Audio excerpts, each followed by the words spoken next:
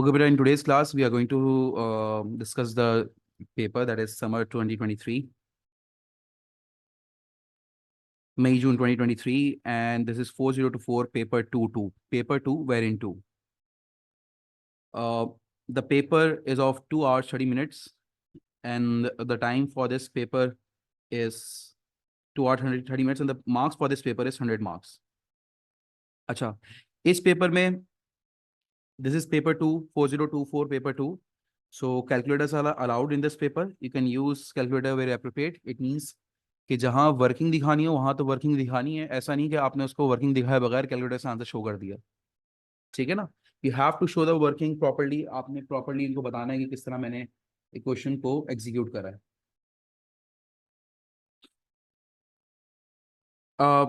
Rest make sure के give non exact numerical answer correct to 3 figures.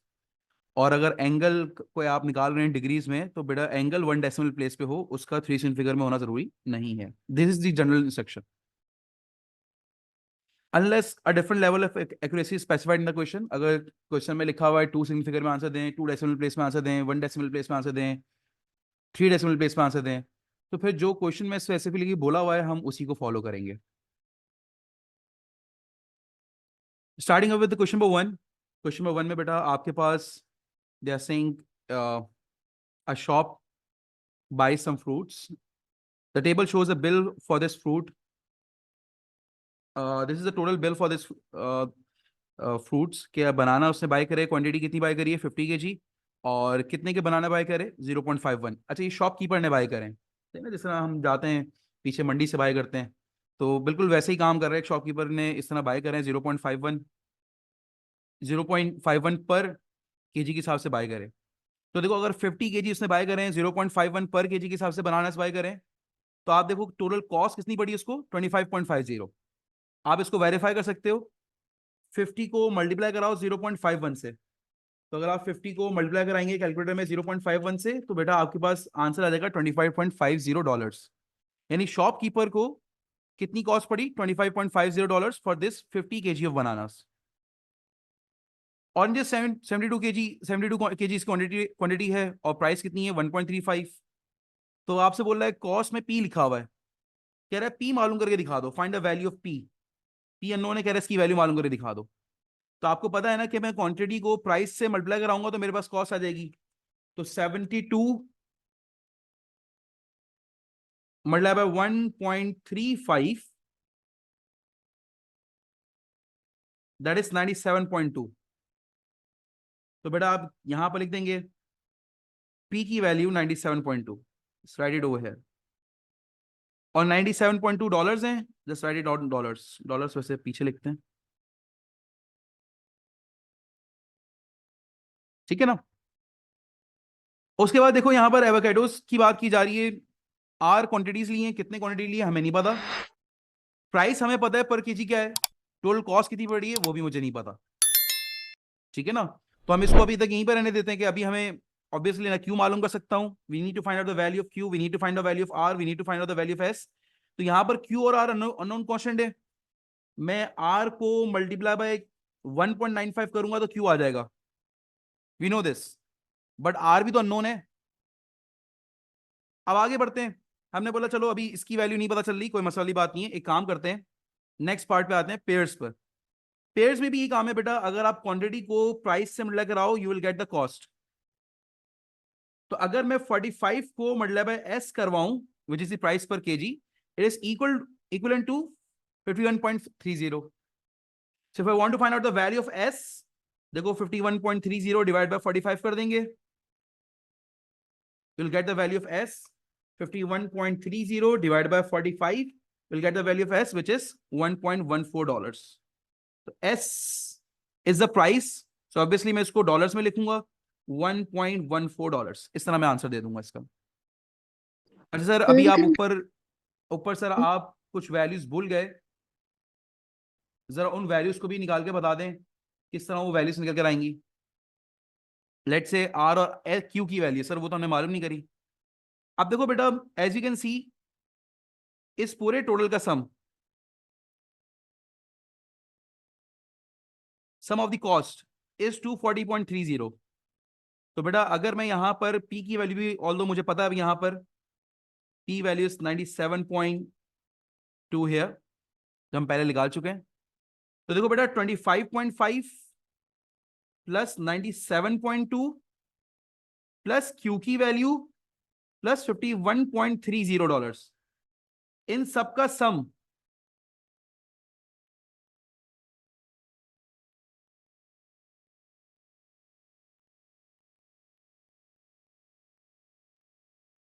It is 240.30। तो बेटा हमारे पास equation बनकर आ गई जिसमें सिर्फ Q ही अननोन है। तो मैं तमाम टर्म्स को उधर लेकर जाऊंगा, I get the value of Q, यानी 240.30 minus 25.5 minus 97.2 minus 51.30, it is 66.3। Again Q भी कॉस्ट है, तो मैं यहां पर बेटा डॉलर्स 66.3 यहां पर लिखूंगा। अब देखो मैं वापस से एवोकाडोस वाले कॉलम रॉ पर आता हूं। वी नो दिस के R multiplied by 1.95 is equals to Q. Now we know the value of Q, which is 66.3. Now we'll get the value of R, 66.3 divided by 1.95. It is 34 here. तो यहां पर R तो बेटा quantity को represent कर रहा है, तो we are going to write 34 kg है। हम इस तरह लिखेंगे इसको। Alright,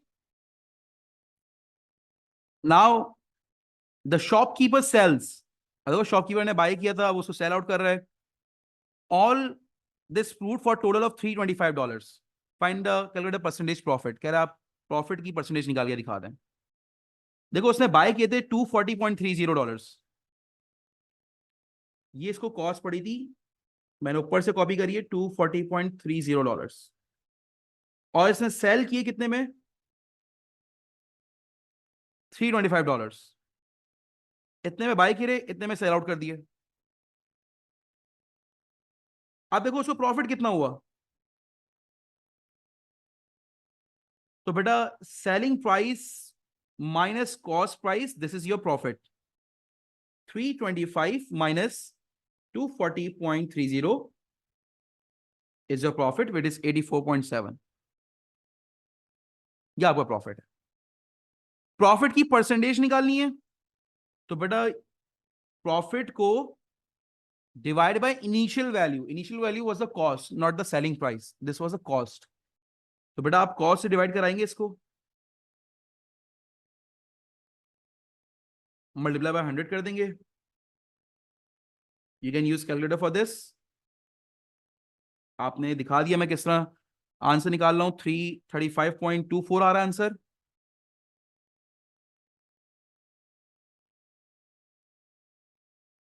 You have to give the answer in 3 figures, so it is going to be 35.2% profit percentage निकल कर आ जाएगा। सही ना, ये वर्किंग दिखाना जरूरी है। देखो मैंने एक वर्किंग शो करी, 2 मार्क्स आराम से मिल जाएंगे मुझे यहाँ पर।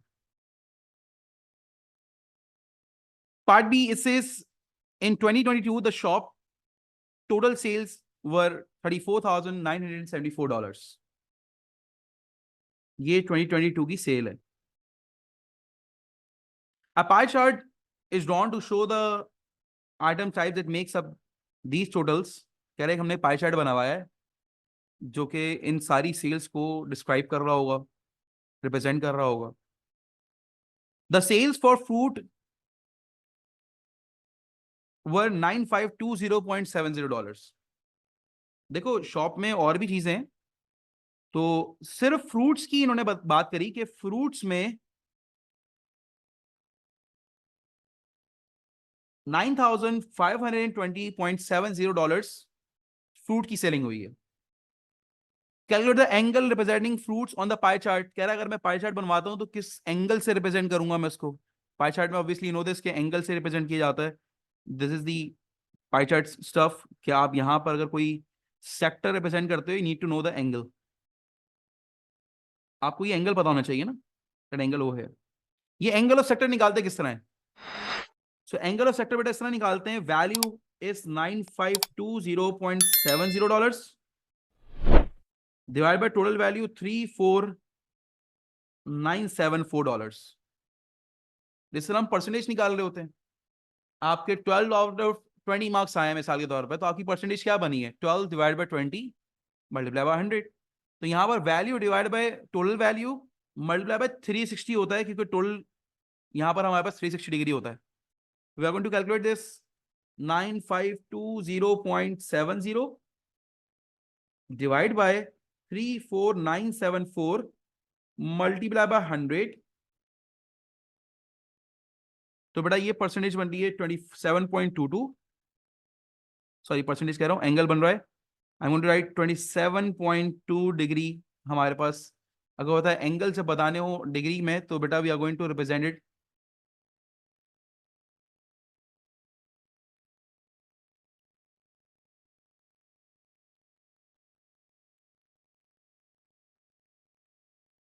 With the help of 1 decimal place represent करेंगे. अच्छा, ये थोड़ी सी गलती हो गई है. It is 98%. मैंने गलत निकाल लिया. ये इट इज 98%, डायरेक्ट 98% आ रहा है. ठीक है ना? Right. Next thing,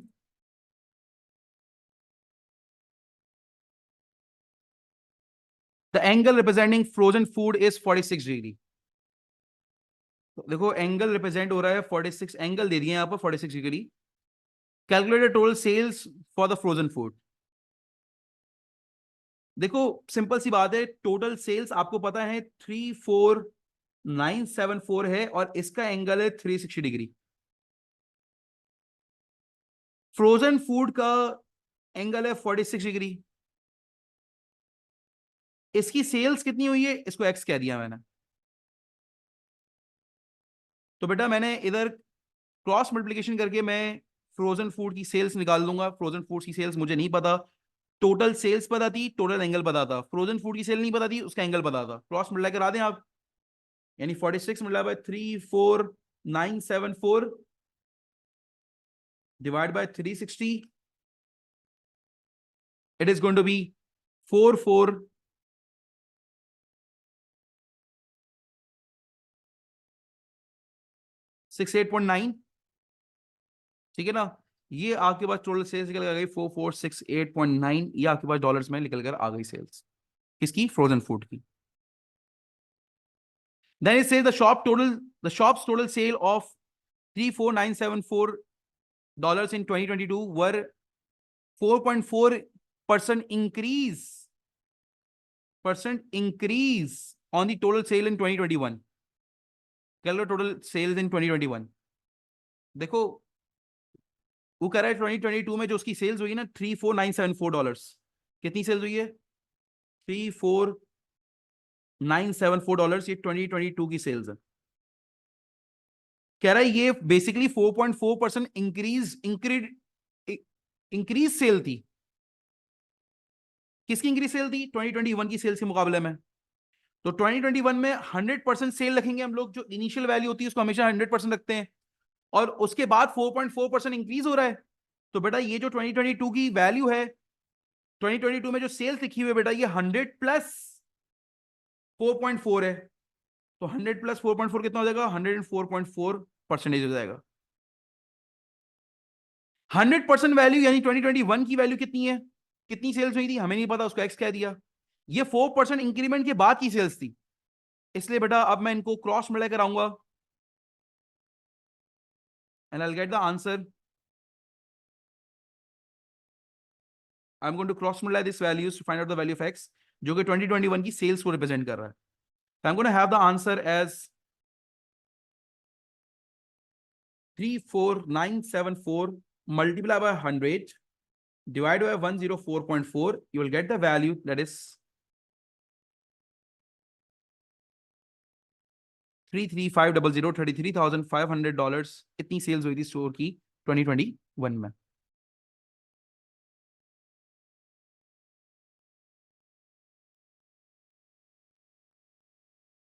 Now coming back to question number 3, question number 2, it says one chocolate bar costs p cents and one packet of sweets costs 75 cents. तो देखो, एक चॉकलेट बार की हम बात करें तो ये चॉकलेट बार की कॉस्ट कितनी है? p cents. और एक स्वीट पैकेट है, एक स्वीट का पैकेट है, इसकी कॉस्ट कितनी है? 75 cents.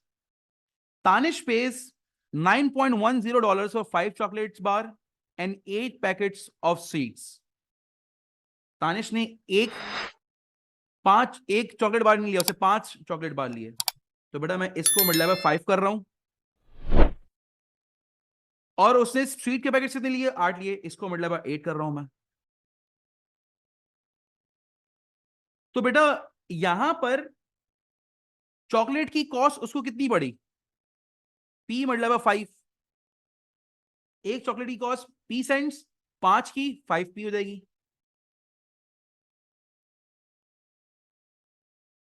एक स्वीट के पैकेट की कॉस्ट 75 सेंट्स, 8 की 8 मल्टीप्लाई बाय 75, 8 मल्टीप्लाई बाय 75 कितना हो जाता है? That is 600 cents. But remember this is cents, this is cents. उसने टोटल कितने पे करे? $9.10। कितने पे करे? $9.10। अगर बेटा इन डॉलर्स को मैं मल्टीप्लाई बाय 100 कर दूं तो ये भी सेंट्स में कन्वर्ट हो जाएंगे। यानी मैं बोलूं कि टोटल उसने कितने पे करे? 910 सेंट्स। और अगर मैं यहां से निकालूं 5p cents plus 600 cents, 5p cents plus 600 cents, ये हमने अमाउंट निकाली है, टोटल अमाउंट जो पे करी है, और ये उसने दिया हुआ है कि टोटल अमाउंट से कितने पे करी है। कह रहा फॉर्म में इक्वेशन, हमने इक्वेशन फॉर्म कर दी, ये भी सेंट्स में है, ये भी सेंट्स में है। And find the value of P, कह रहा है पी की वैल्यू मालूम करके दिखा दो। तो देखो बेटा आपके पास 5p 910 माइनस 600 सेंट्स हो गया, दैट इज 310। और p की वैल्यू डिवाइड बाय 5 कर देंगे तो बेटा p की वैल्यू 62 सेंट्स आ जाएगी।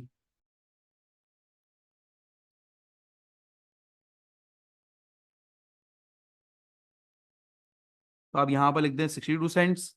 और अगर किसी ने $0.62 लिख दिया वो भी सही माना जाएगा। अगर किसी ने ये लिख दिया ना 0. अब यहां पर है ना 62 में आप सेंट्स लिखेंगे यूं करके, ठीक है ना, आप यूं करके लिखेंगे। या अगर आप डॉलर्स में लिख रहे हैं तो आप $0.62 यूं करके लिखेंगे। आपको फिर यूनिट लिखना पड़ेगा प्रॉपरली। पार्ट यूं कह रहा है फैक्टराइज। फैक्टराइज का मतलब होता है मल्टीप्लिकेशन फॉर्म में कन्वर्ट करना, और उसके लिए पहला रूल होता है कॉमन चेक करना। Is there anything common in these two terms? Yes sir, 3 is common and c is common. तो 2c minus 9, this is going to be a common. तो बेटा ये देखो फैक्टराइज फॉर्म में हो गया, और मजीद कहीं फैक्टराइजेशन हो नहीं रही थी, तो this is going to be my final answer. अच्छा ये मैंने, this is a over here, ठीक है ना। अच्छा, in next part C part is are saying write this as a single fraction in its simplest form. तो बेटा हमें इसको सिंप्लीफाई करना है, किस तरह? देखो let me just copy it down, ताकि मैं जब कैंसिलेशन करूं तो आपको प्रॉपर्ली मैं खाता हूँ सवाल भी और मेरी कैंसिलेशन भी। तो देखो यहां पर बेटा एक एम से एक एम कैंसिल हो गया, 2 एम थे ना, एक हो गया। 5 1 जा 5 2 जा 10, 3 1 जा 3 3 जा 9। तो न्यूमरेटर में बचा क्या? न्यूमरेटर में बचा बेटा एक m की पावर 1 बचा, n into n, n square हो जाएगा, ठीक है ना। और नीचे 2 और 3 बच गए तो 2 3 6 हो गया। So my final answer is going to be mn square upon 6। This is going to be my final answer.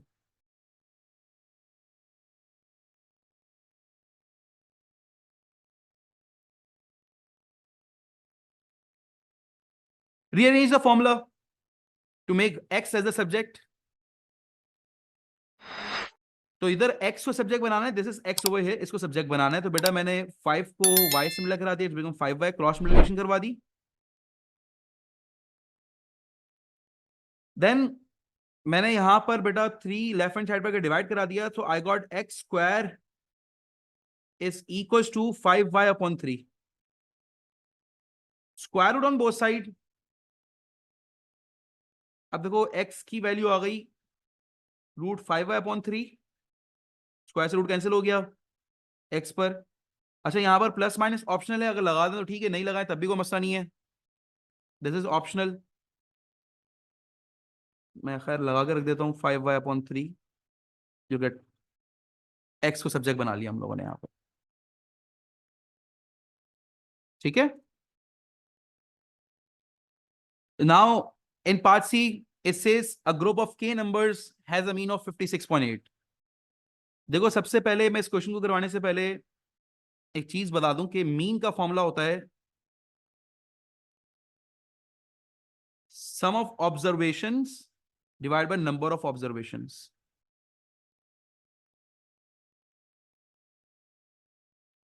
सही है ना। और बेटा अगर मैं मीन को नंबर ऑफ ऑब्जर्वेशन से मल्टीप्लाई करवा दूं तो मेरे पास सम ऑफ ऑब्जर्वेशन आ जाता है।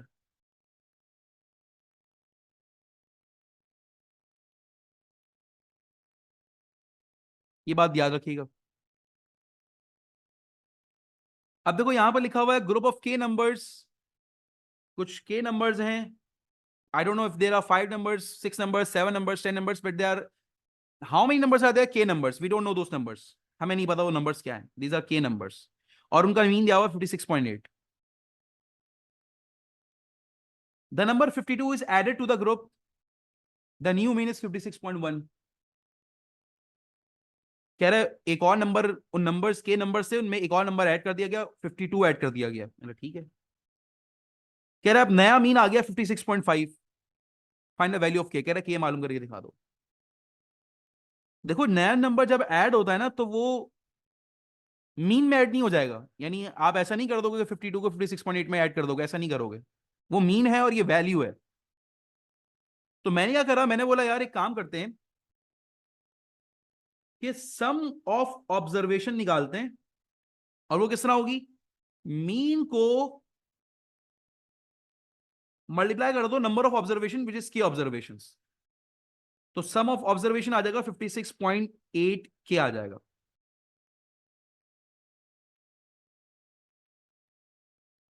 यहां पर सम ऑफ ऑब्जर्वेशन आ जाएगा, इन के नंबर्स का सम आ जाएगा, इन के नंबर से क्या आ जाएगा, सम आ जाएगा। अब देखो मैं ये जो 52 है ना इसमें ऐड कर सकता हूं, इस सम में ऐड कर सकता हूं, क्योंकि ये वैल्यूज हैं, ये उन वैल्यूज का एडिशन है।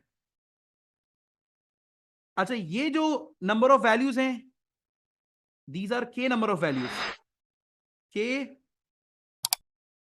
नंबर ऑफ वैल्यूज, ये इनका डेटा दिया हुआ है। अगर बेटा मैं एक वैल्यू ऐड कर देता हूं तो अब सम ऑफ ऑब्जर्वेशन कितनी हो जाएगी, 56.8 के, 56.8 के में मैं एक नंबर ऐड कर रहा हूं, तो बेटा ये किनकी ऑब्जर्वेशन है, कितनी ऑब्जर्वेशन है, ये के प्लस 1 ऑब्जर्वेशन हो जाएगी। एक नंबर मैंने ऐड कर लिया ना, ये के प्लस 1 नंबर ऑफ वैल्यूज हो जाएगा। एक नंबर में ऐड कर लिया, ये के वैल्यूज का सम है, ये के प्लस 1 वैल्यूज का सम है, और इनका मीन ये बता रहा है, इनका मीन बता रहा है मीन 56.5 के प्लस 1 वैल्यूज का। मैंने चलो अभी काम करते हैं, मैं भी के प्लस 1 वैल्यूज का मीन निकालता हूं। सम ऑफ ऑब्जर्वेशन, ये वाला फॉर्मूला अप्लाई करूंगा,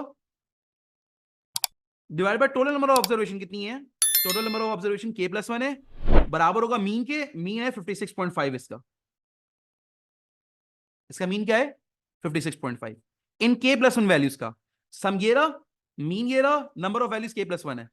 अब देखो इसमें एक ही अननोन है के, मैं इसको सिंप्लीफाई करूंगा, एक ही क्वेश्चन बन जाएगी 56.8 के प्लस 52, नाउ 56.5 मल्टीप्लाई बाय के, 56.5 के 56.5 multiplied by 1, that is 56.5.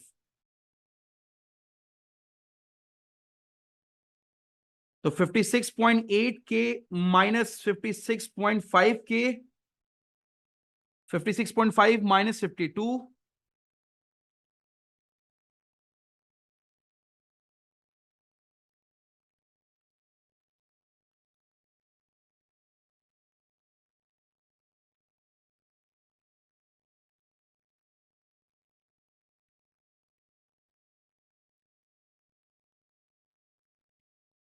अब इसको डिवाइड बाय 0.3 कर दूंगा,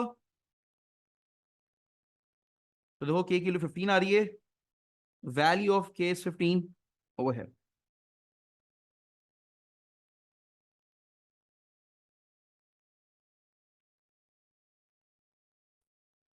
nine question number 3, it says कि the diagram shows the equilateral triangle. ये वर्डिंग बहुत इंपॉर्टेंट है, देखो ऊपर कहीं मेंशन नहीं करा हुआ डायग्राम में, इसलिए वर्डिंग को बहुत इत्मीनान से पढ़ना है कि इक्विलेटरल ट्रायंगल है, इसकी साइड साइड्स बराबर है। जैसे ही मैंने बस ये पढ़ा ना इक्विलेटरल ट्रायंगल है, साइड साइड्स बराबर है, मैंने एक और चीज लेबल कर दी कि ये एंगल 60 डिग्री होगा, ये एंगल 60 डिग्री होगा, मैंने ये लेबल कर दिया अपने पास। इक्विलेटरल ट्रायंगल में बेटा सारे एंगल्स वर्टेक्स पर 60 डिग्री होते हैं, that is fix. And a part of regular polygon A which have a common side, the interior angle of the polygon A is 165। कह रहा है ये रेगुलर पॉलीगॉन है, ये ना पूरा A वाला पूरा पॉलीगॉन बनाया नहीं है, इसका कुछ पोर्शन बनाया है, आगे चल रहा होगा ये पूरा पूरा, मुझे नहीं पता कितना चल रहा है, बट दे आर सेइंग इसका ईच इंटीरियर एंगल 165 है। तो देखो यहां पर अगर ये एंगल 165 है ना, क्योंकि ये रेगुलर पॉलीगॉन है, तो बेटा ये भी 165 होगा। अब देखो आपको, आपने डेटा बनाया और आपसे वो पूछ रहा है वाई के लिए बताओ, तो देखते साथ ही पता चल रहा है कि sum of the angle at a point is 360 degree. तो मैं यहां पर 165 प्लस 60 प्लस वाई बराबर होता है 360 के। अच्छा ये भी याद रखें, जो आप वर्किंग डायग्राम में करते हैं वो उसको भी देखते हैं, चलिए अगर वहां से भी उनका कंसेप्ट क्लियर हो रहा होता है तो वो उसको भी अप्रूव करते हैं। तो आप डायग्राम में कोई चेंजेस कर रहे हैं, कुछ काम दिखा रहे हैं, तो that's totally fine. That Y value is 135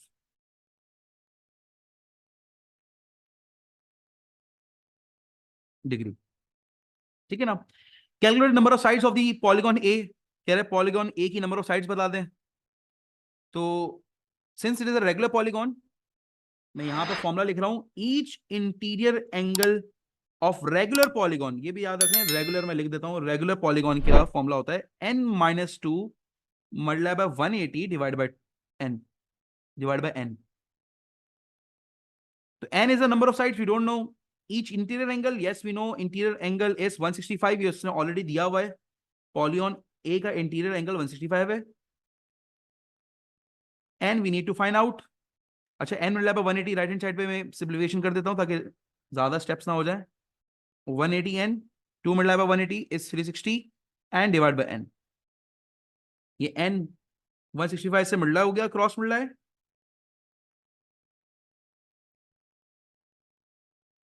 तो देखो 360 लेफ्ट हैंड साइड पर आया, प्लस हो गया 180n minus 165n, 180 minus 165 is 15, 360 divided by 15 it is 24। ये हो जाएगा बेटा 24 हो जाएगा आपके पास।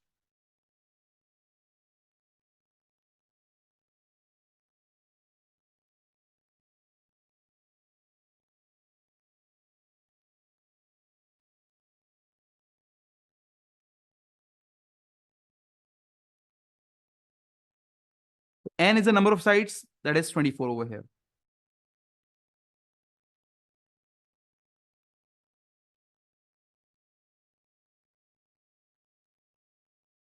Now in part B, circle properties question है। A, B, C are points on the circumference. There are 3 points on the circumference, A, B, and C. Center O, angle ABC is X.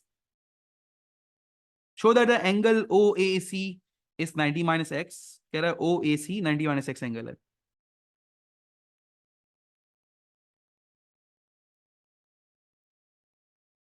This angle is 90 minus X, हमें show करना है। Give reasons for your answer, कह रहा है आप अपने answer का reason भी देते जाएं, साथ साथ में जो भी आप वर्किंग करते जाएं उसका रीजन भी देना है आप। तो पहले तो मैंने बोला एंगल ए ओ सी, इस सेंटर वाला एंगल,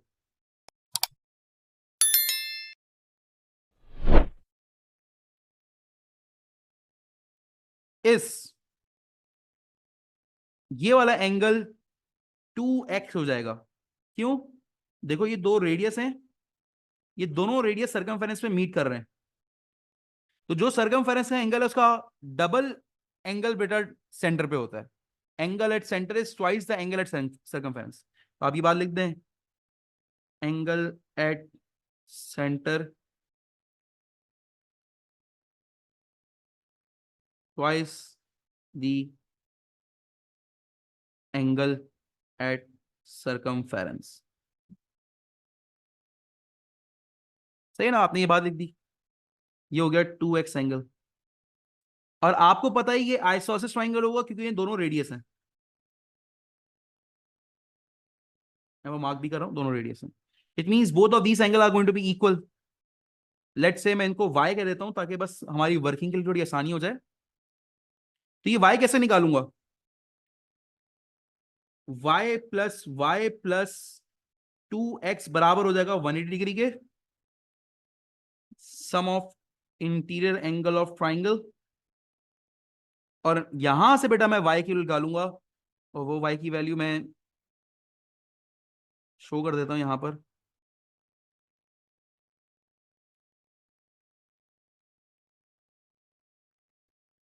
आपने 2 कॉमन निकाला, y प्लस एक्स बराबर हो गया 90 के, 2 1 2 9 90। और यहां पर बेटा आपके पास y की वैल्यू आ जाएगी विच इज जो हमें वो निकालना है एंगल। तो एंगल जो उसने बोला हुआ है O A C is 90 minus X. ठीक है जी। Next what they are asking, angle B A O is 54, O C B is 11, find the value of X. मैं जरा इसको मिटा रहा हूं अब यहां पर। उसने यहां पर बोला भाई B A O is 54 degree,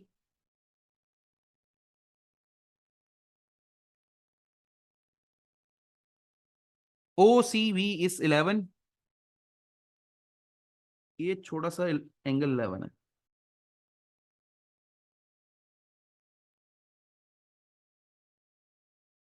ठीक है। Now they are asking for the value of x, कह रहा है आप एक्स की वैल्यू मालूम करके दिखा दें, this value of x, find out this value of x.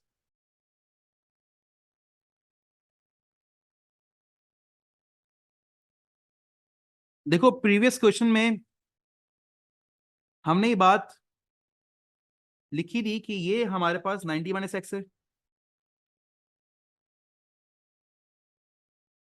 और ये पूरा 90 माइनस एक्स है। ठीक है, हमने ये बात प्रूफ करी थी। मैं अभी क्या कर रहा हूं कि मैं आपसे बोल रहा हूं मुझे सिर्फ ये वाला एंगल बता दें कितना है। कौन सा एंगल? सर ये वाला एंगल। तो इस पूरे 90 माइनस एक्स में से 11 डिग्री माइनस कर दो। तो बेटा मेरे पास 90 माइनस एक्स में से 11 डिग्री माइनस कर दो।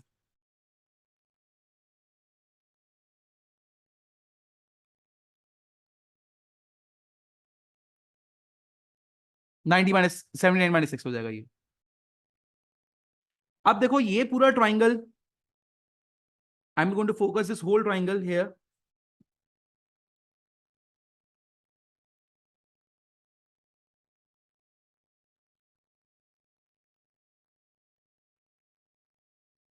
इस पूरे ट्राइंगल के एंगल का सम 180 डिग्री हो जाएगा। तो ये हो रहा है x plus 54 plus 90 minus x, ये पूरा एंगल 54 प्लस 90 माइनस एक्स हो जाएगा। और ये जो ऑरेंज वाला एंगल है 79 minus x, sum of the interior angle of the triangle 180 degree हो गया यहां पर। अब यहां से बेटा मैं एक्स की निकालूंगा, ये plus x minus x cancel,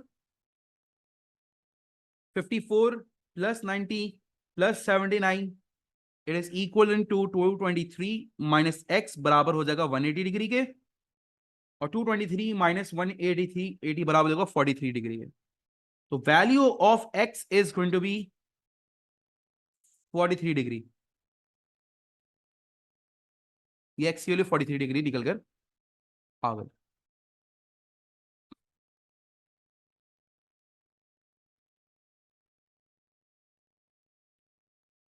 in question number 4 says complete a table. तो देखो एक वैल्यू हमें नहीं पता किस फंक्शन के लिए, y इक्वल्स टू 2 की पावर x अपॉन 5। तो बेटा I am going to write this, y is equals to 2 की पावर 4 अपॉन 5। ये हो जाएगा 3.2। तो टेबुलर फॉर्म में लिखना जरूरी है वहां पर टेबल में, उसी के मार्क्स मिलेंगे 3.2। अब you have to draw this graph from -1 till 4। देखो आपकी वैल्यूज भी माइनस एक्स की वैल्यू -1 till 4 है। आपको यहां से ग्राफ ड्रॉ करना है, एक्सपोनेंशियल ग्राफ है।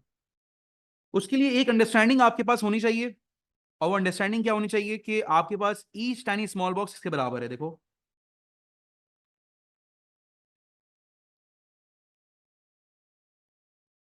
ईच टाइनी स्मॉल बॉक्स इसके बराबर है। तो एक्स एक्स में भी देखेंगे और वाई एक्सिस में भी देखेंगे। एक्स एक्सिस में किस तरह देखते हैं बेटा, आप मुझे बताओ डिफरेंस ऑफ यूनिट कितना है। हर 10 बॉक्स के बाद वी हैव 1 यूनिट डिफरेंस। 1 को बेटा divide by difference divide by number of boxes, 0.1 आ गया। Each tiny small box is equal to 0.1। 0.1, 0.2, 0.3, 0.4 ये इस तरह चल रहा है। और वाई एक्सिस पर 1/10 ये हो गया 0.1। ठीक है जी। अब आपने वैल्यूज देखते के साथ ही -1 पर आपने प्लॉट करना है 0.1। तो देखो you have to draw the cross sign here.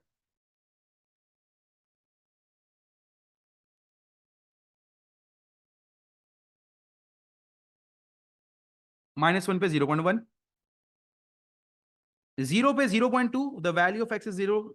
तो यहां पर देखो 0.2 देख रहे हो, एक्स के लिए 0 पर 0.2, वाई के लिए 0.2, -1 पे 0.1।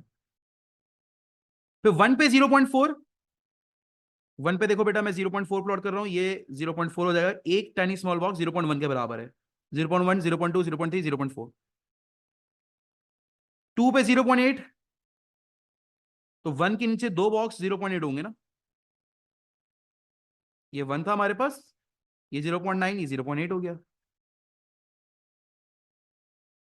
फिर 3 पे 1.6, तो देखो 1 के बाद 6 बॉक्सेस, 3 पे 1.6। फिर 4 पे 3.2, 4 पे 3.2। अब आप इसको रफ एंड स्केचिंग करके बेटा इसको ड्रॉ कर लेंगे।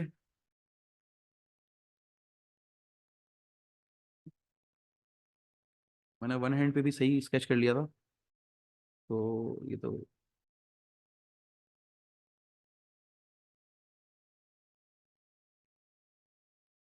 ठीक है ना।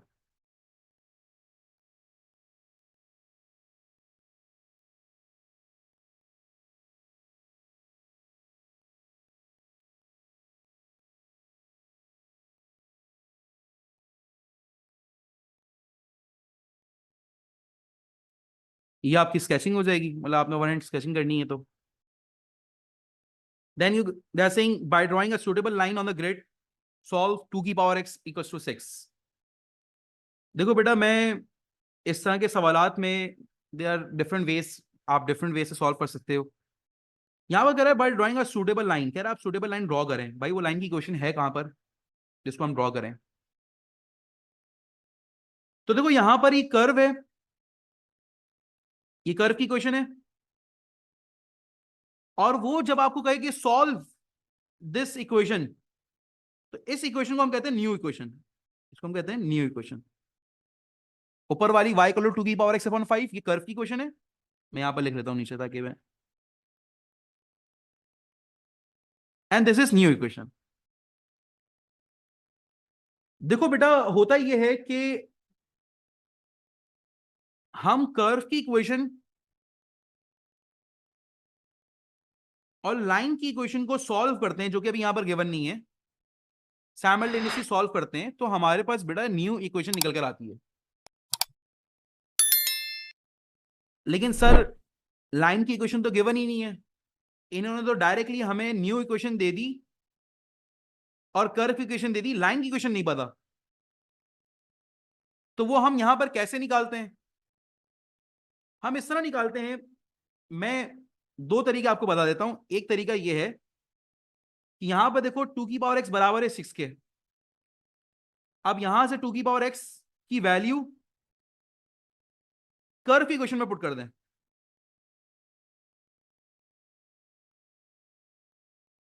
6, 2 की पावर x की वैल्यू कर्व की इक्वेशन में पुट कर दें, विच इज 6। तो बेटा यहां से 6/5, 6/5 होता है 1.2। वो लाइन की इक्वेशन 1.2, y इक्वल्स टू 1.2 है।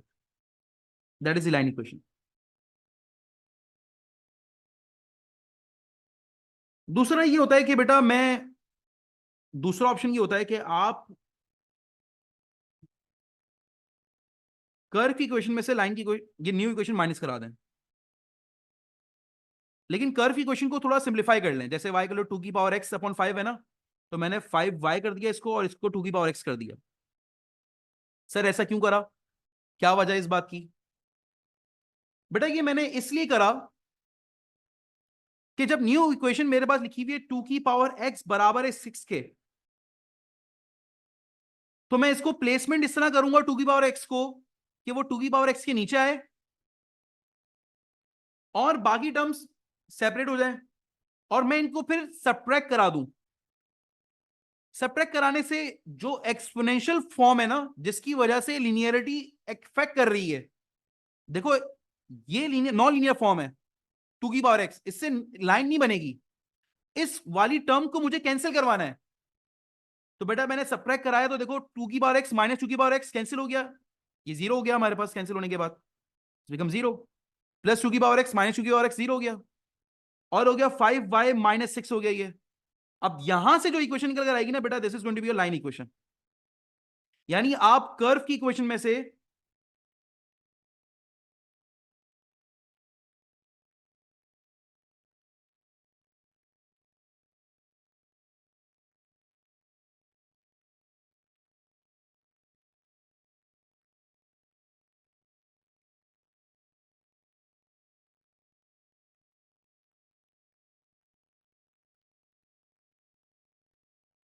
यानी आप कर्व की इक्वेशन में से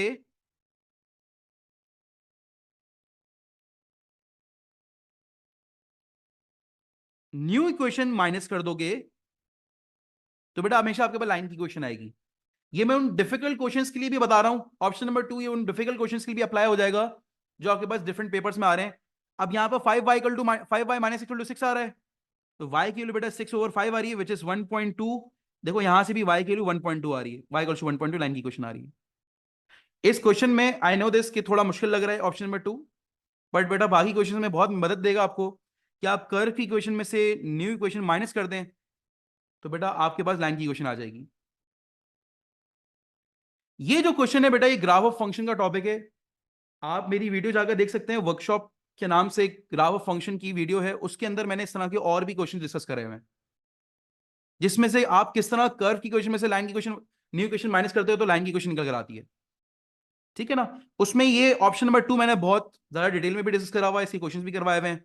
इसमें ऑप्शन नंबर 1 ज्यादा इजी लग रहा है, बट वो जो क्वेश्चन मैंने आपको और दिए हुए हैं उसमें थोड़े से टफ क्वेश्चन भी हैं, तो इसमें ऑप्शन नंबर 2 ज्यादा फिजिबल होगा। तो अब देखो हमारे पास लाइन की क्वेश्चन आ गई यहाँ पर, y इक्वल टू 1.2। तो देखो y इक्वल टू 1.2 में लाइन की क्वेश्चन बना रहा हूँ। y इक्वल टू 1.2 एक हॉरिजॉन्टल लाइन होती है, और अब जहां ये इंटरसेक्ट कर रहा है, that x value is the solution. जहां ये इंटरसेक्ट कर रहा है, सर कहां इंटरसेक्ट कर रहा है, ये देखो ये इंटरसेक्ट कर रहा है इस x की वैल्यू पे, विच इज 2.6।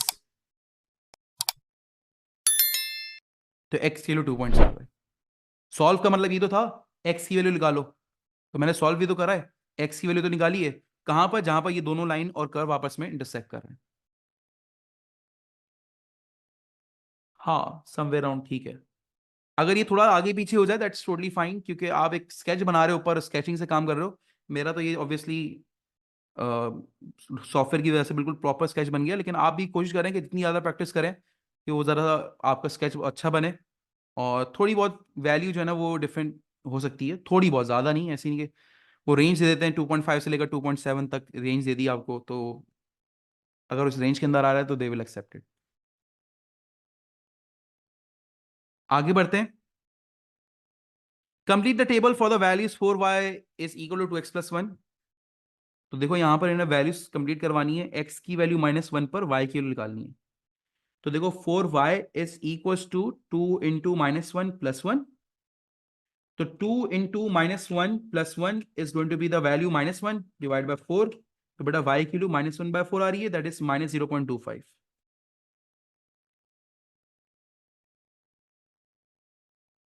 मैं अगर 4y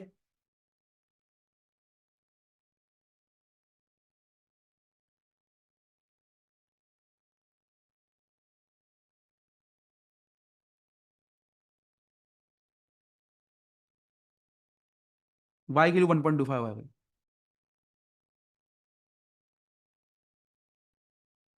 तो देखो हमने ये कंप्लीट कर लिया टेबल, हमें 1 मार्क इससे मिल गए।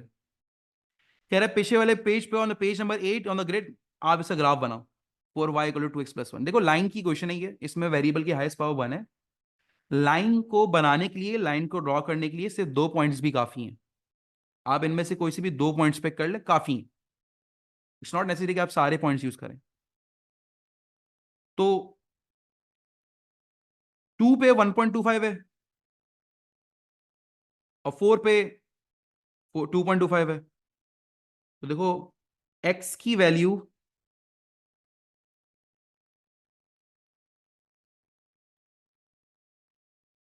2 पे 1.25, 2 पे 1.25 का मतलब क्या है?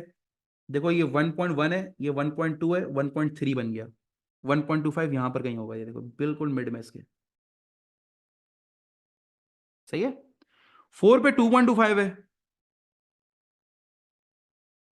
ये 2 है, 2.1, 2.2, 2.3, 4 पे 2.25। और अगर किसी को शौक हो रहा है कि भाई वो वाला ड्रॉ भी कर लें, -1 पे 0, -0.25, तो -1 ये रहा, -0.25 कितना हो जाएगा? ये -0.1, -0.2, -0.3, ये इनके दरमियान ये वैल्यू आ गई। अब इनको आपस में ज्वाइन कर लें आप।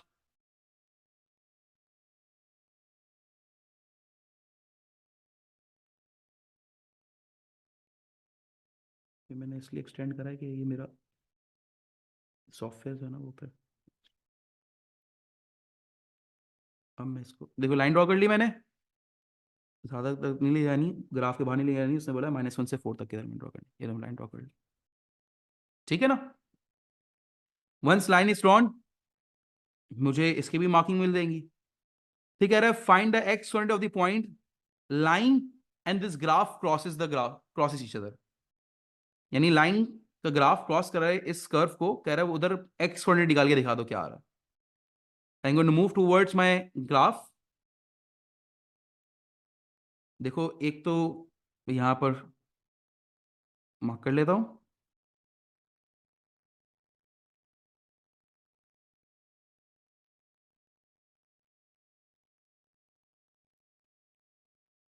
देखो एक तो यहां पर ये इंटरसेक्ट कर रहे हैं, and the second one is this one, जहां पर इंटरसेक्ट कर रहे हैं मैंने बता दिया, ये 3.3 हो जाएगी value, and this is -0.2 value.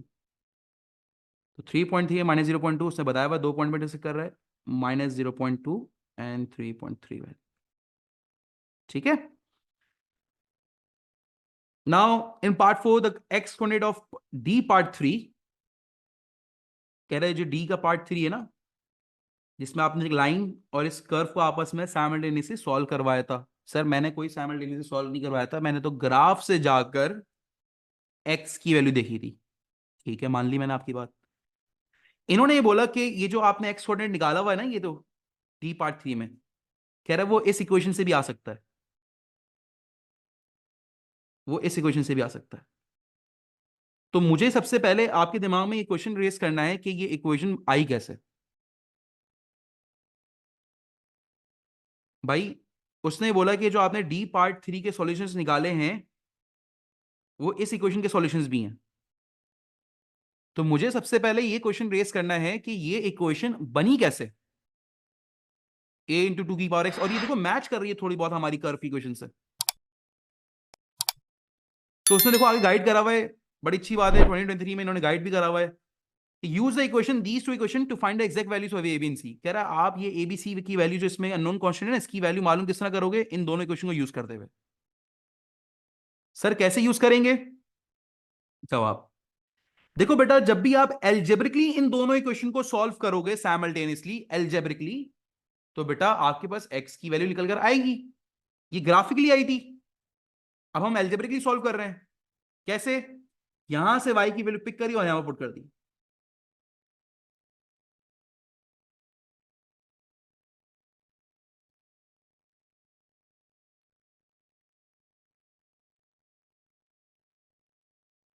कर दी यहां पर। अब देखो ये पूरी इक्वेशन 4 × 2 की पावर x, 5 इधर क्रॉस मिला हो रहा है, ये होगा 10।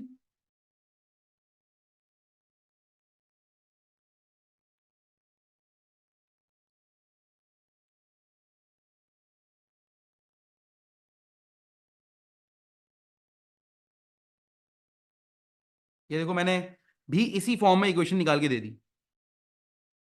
10x को लेफ्ट हैंड से लेकर आए, 5 को लेफ्ट हैंड साइड पे लेकर आए, तो ये देखो a × 2 की power x b × x plus c = 0, इससे कंपेयर कर सकता हूं मैं, क्योंकि देखो अब मेरे पास भी बिल्कुल ऐसी इक्वेशन बनी हुई है। 2 की पावर से कोएफिशिएंट क्या है? 4, विच इज a के लिए 4 आ गई यहां पर।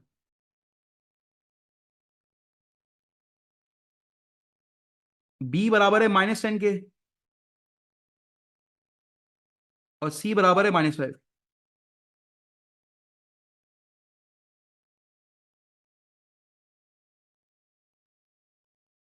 या आपके पास सारी वैल्यूज निकल आ गई, आपने आंसर स्पेस में इनको लिख लिया। अच्छा, in question number 5, it says the table shows the population and the area of the countries in 2019. तो write down the values of the smallest population। कह रहा है किसकी सबसे ज्यादा स्मॉलेस्ट पॉपुलेशन है। देखो जिसकी सबसे ज्यादा एक्सपोनेंट पावर होगी ना, ये तो सबसे बड़ी वैल्यू है, this is the largest value. अब इन दोनों के दरमियान कंपैरिजन करो, कौन सी छोटी वैल्यू कौन सी लार्जेस्ट वैल्यू है, तो ऑब्वियसली 2.18, दोनों का एक्सपोनेंट सेम है, बस ये वैल्यू कम है ये वैल्यू ज्यादा है, तो Sri Lanka is the answer for this, कि इसकी सबसे स्मॉलेस्ट पॉपुलेशन है। Find the difference between Sri Lanka and Pakistan, give your answer in standard form. तो डिफरेंस का मतलब क्या होता है? Maximum value minus minimum value, 2.17 10⁸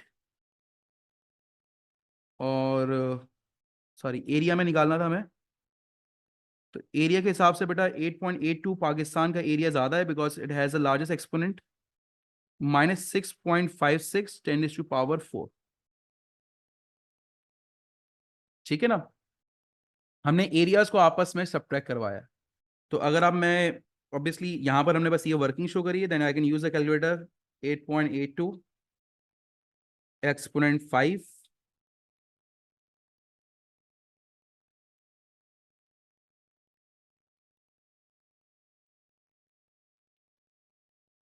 तो देखो ये आ रहा है 816400।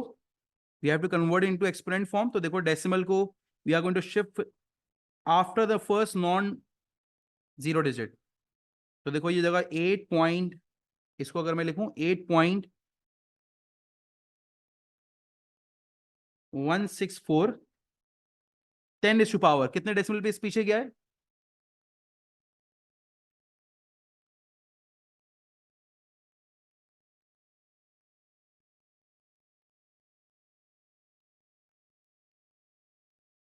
5 डेसिमल प्लेस, तो यहाँ पर 5 लिख दूंगा मैं।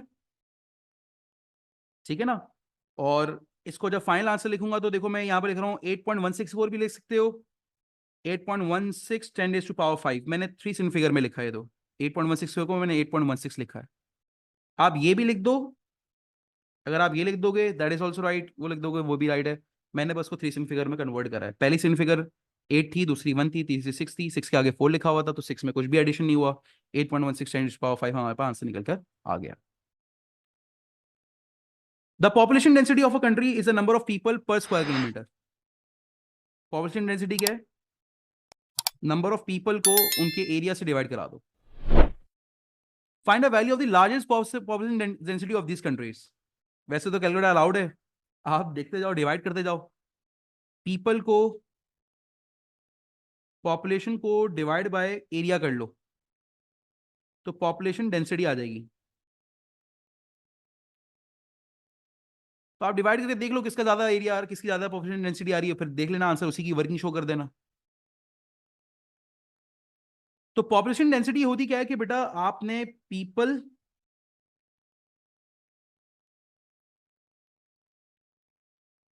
Divide by area. अब आपको जिसका न्यूमरेटर, ये पॉपुलेशन डेंसिटी का फॉर्मूला है ना, तो जितना बड़ा न्यूमरेटर होगा और जितना छोटा एरिया होगा, यानी जितना छोटा डिनोमिनेटर होगा, उतने आंसर की वैल्यू बड़ी आएगी। पॉपुलेशन डेंसिटी की वैल्यू उतनी ज्यादा क्या आएगी? बड़ी आएगी।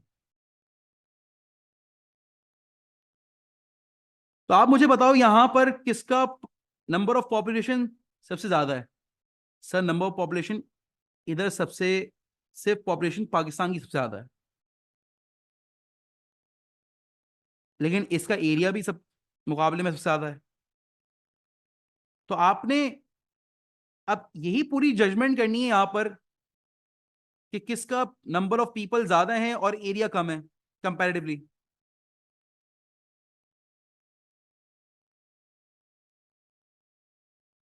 तो यहां पर बेटा आपके पास, देखो बेटा मैंने यहां पर साउथ कोरिया को सिलेक्ट किया। साउथ कोरिया की जो पॉपुलेशन है 5.17,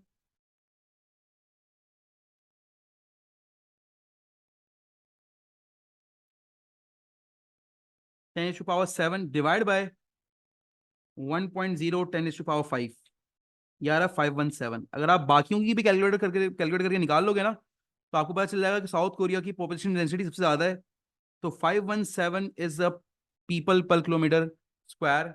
this is the population density of Korea which is the largest one among all of these three countries. आप चाहो तो कैलकुलेटर से जाकर निकाल भी सकते हैं, सही है ना। इसकी जैसे मैंने 517 निकाल ली, कैलकुलेटर यू अलाउड है तो आप बाकियों की भी निकाल लें। 2.18 10⁻⁷ डिवाइड बाय 6.56, तो दिस इज 332 समवेयर। और यहां पर 2.17 10⁻⁸ 8.82 10⁻⁵, ये होगा 246। ठीक है ना। तो देखो पॉपुलेशन डेंसिटी सबसे ज्यादा किसकी आ रही है? कोरिया की आ रही है। आपने उसी की वर्किंग शो कर दी यहाँ पर, आंसर निकाल लिया। उसके बाद कह रहे हैं पार्ट बी में, कह रहा है आपने ये दो नंबर्स दिए हुए हैं ए और बी, इनको आपने सब्ट्रैक्ट करवाना है। ऑब्वियसली अब इन्होंने, देख रहे हो, अगर ए और बी नंबर्स को देखो तो यहाँ पर एन की फॉर्म में ए और बी है और सब्ट्रैक्शन करवानी है। तो जिसने सिर्फ कैलकुलेटर पर डिपेंडेंट रहा तो उसके लिए सवाल सॉल्व नहीं हो पाएगा उससे। हमें इन दोनों को सब्ट्रैक्ट करवाना है, ए और बी को। 8.6 10⁻n माइनस 1.5 10⁻n-1। सब्ट्रैक्ट कराने के लिए हम कोशिश ये करें कि जो एक्सपोनेंट है ना ये सेम हो जाए। जैसे यहां पर 10⁻n-1 को मैं ब्रेक कर दूं 10⁻n इंटू 10⁻⁻1। अब यहां पर देखो 10⁻n कॉमन आ जाएगा, मल्टीप्लाई बाय 8.6 माइनस 1.5 10⁻⁻1। 10⁻⁻1 को देखो मैं यूं लिख रहा हूं 1/10, 15/10 करके लिख दिया मैंने। 1.5 डिवाइड बाय 10 लिख दिया, 10⁻⁻1 है बेटा 1/10, तो 1.5 डिवाइड बाय 10 कर दिया मैंने इसको। 10⁻n, because I have the calculator, तो मैंने बोला 8.6 माइनस 1.5 डिवाइड बाय 10 करा मैंने यहां पर। I get the value 8.45। ये मेरे पास ब्रैकेट में 8.45 आ रहा है। तो बेटा ये हो जाएगा 8.45 10⁻n स्टैंडर्ड फॉर्म में। बेटा हमारे पास आंसर निकल कर आ गया A-B का आंसर।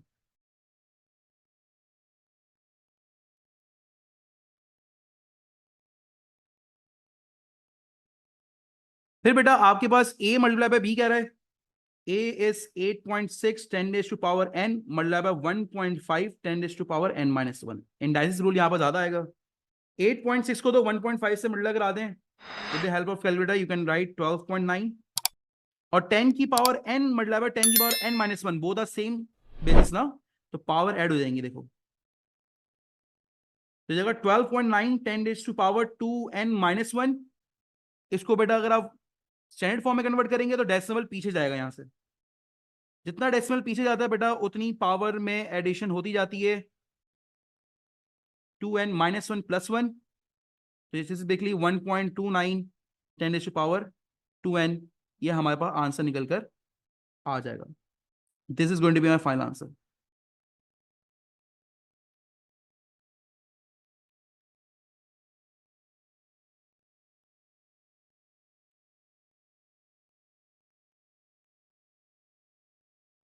ठीक है ना।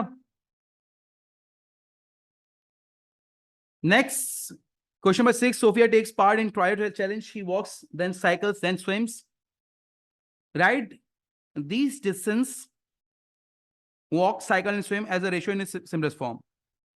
देखो ये जो वॉकिंग है ना ये हमारे पास किलोमीटर में है, और ये साइकिलिंग मीटर में है, और 1800 मीटर में है, तो सबका यूनिट अगर आपको रेशियो निकालना है तो सबका यूनिट शुड बी सेम। तो वॉकिंग को अगर बेटा मैं 1000 से मल्टीप्लाई करा दूं तो this is going to become 6300 metre. अब बेटा मैं इनका रेशियो निकालूंगा,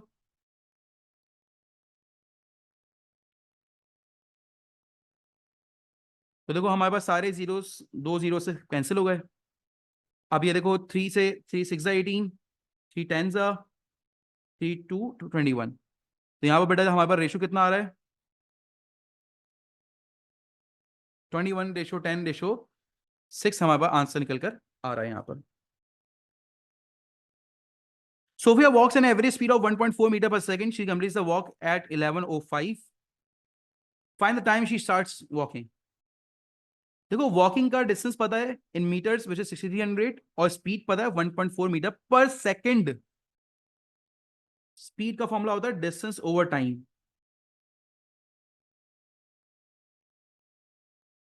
तो टाइम का फॉर्मूला क्या हो जाएगा, डिस्टेंस ओवर स्पीड। तो डिस्टेंस हो जाएगा बेटा, वॉकिंग का डिस्टेंस कितना है 6300 मीटर, और स्पीड कितनी है 1.4 मीटर पर second. You have the calculator with you, 6300 divided by 1.4, the answer is 4500। क्योंकि बेटा इधर स्पीड में मीटर पर सेकंड आ रहा था ना, तो बेटा ये सेकंड में हमारे पास इसका वो टाइम होगा। अब इसको कोशिश करो कि मिनट्स में कन्वर्ट करो, तो 4500 सेकंड को डिवाइड बाय 60 करते ना,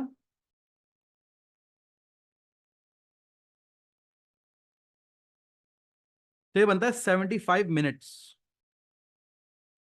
75 मिनट्स में यू नो दिस के 1 आवर 60 मिनट्स मींस 1 आवर और 15 मिनट्स होते हैं।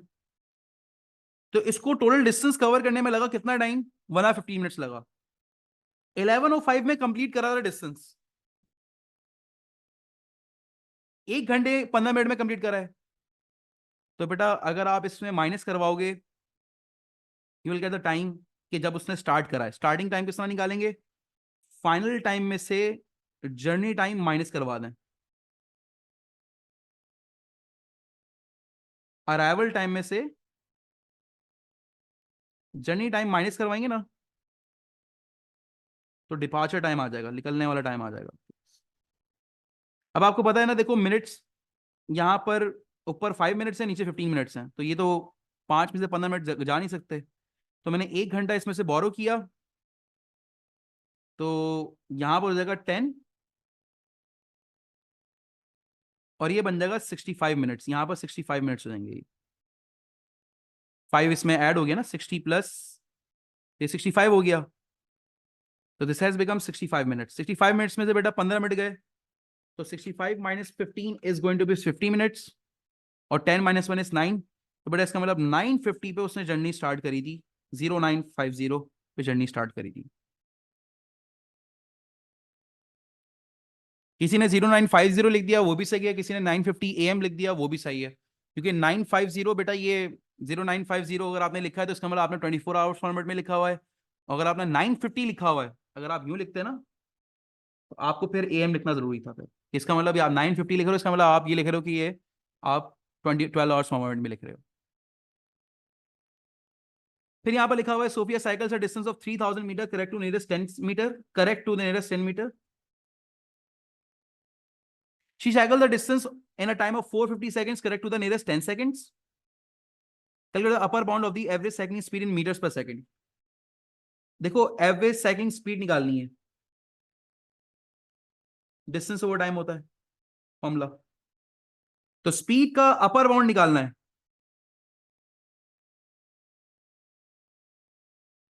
तो बेटा अगर स्पीड का अपर बाउंड निकालना है तो वो डिस्टेंस ओवर टाइम से निकल रहा है। न्यूमरेटर बेटा जितना बड़ा होगा और डिनोमिनेटर जितना छोटा होगा उतना बेटा फाइनल आंसर हमारे पास बड़ा आएगा।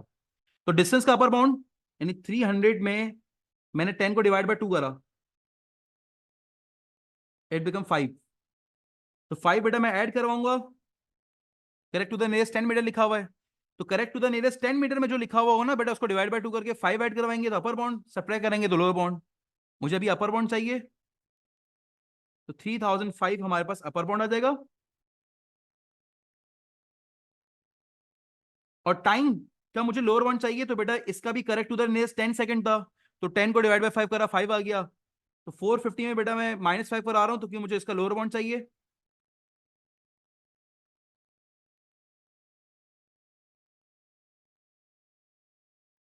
ये आ गया 6.752 मीटर्स पर second.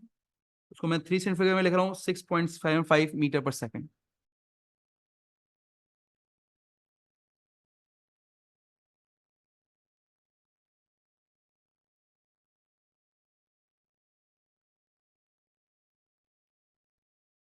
In this question, they are saying on Monday, the amount of money spent on website by each customer was recorded. The table shows the result. तो देखो 0 से लेकर $30 तक जिस website,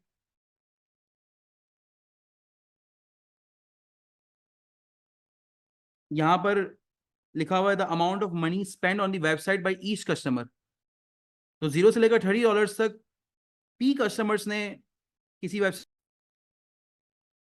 So in question number 7 part, it says on the Monday, the amount of money spent on a website by each customer was recorded. The table shows the result. So these are the amount of range 30 to 40, 40 to 50, 50 to 60, 60 to 90, and these are the number of customers who spend the amount. तो the histogram shows the result. अब आप देख रहे हो histogram में सबसे पहली चीज जो नोट डाउन करनी है आपने वो ये है फ्रीक्वेंसी डेंसिटी। यहाँ पर फ्रीक्वेंसी डेंसिटी प्लॉट हुई हुई है। क्यों फ्रीक्वेंसी डेंसिटी प्लॉट हुई है, क्योंकि बेटा यहाँ पर width are not equal. 30 minus 0 is 30, 40 minus 30 is 10, 50 minus 40 is 10, 60 minus 50 is 10, 90 minus 60 is 30। तो देखो ये आपके पास विड्थ है, and if you want to find out the frequency density, तो फ्रीक्वेंसी डेंसिटी का बेटा फॉर्मूला होता है फ्रीक्वेंसी डिवाइड बाय विड्थ, यानी P by 30,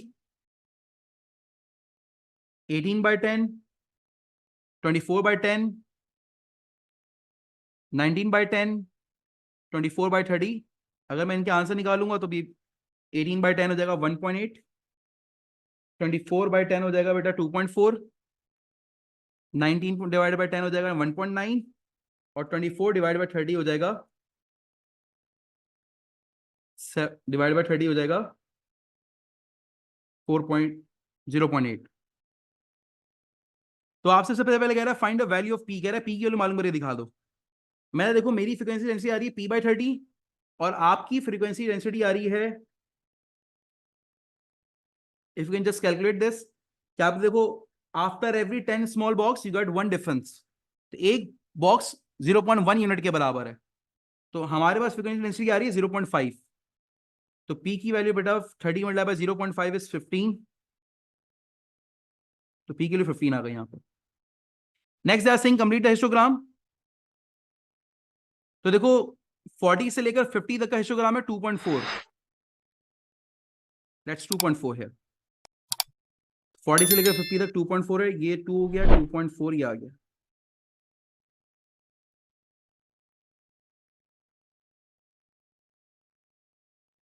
अगर टाइम है तो शेड कर दें प्रॉपर्ली ताकि प्रिंट होकर फिर प्रॉपर्ली जाए।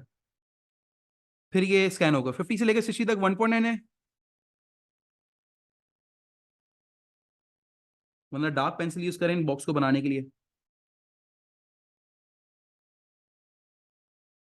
और 60 से लेकर 90 तक इट इज 0.8।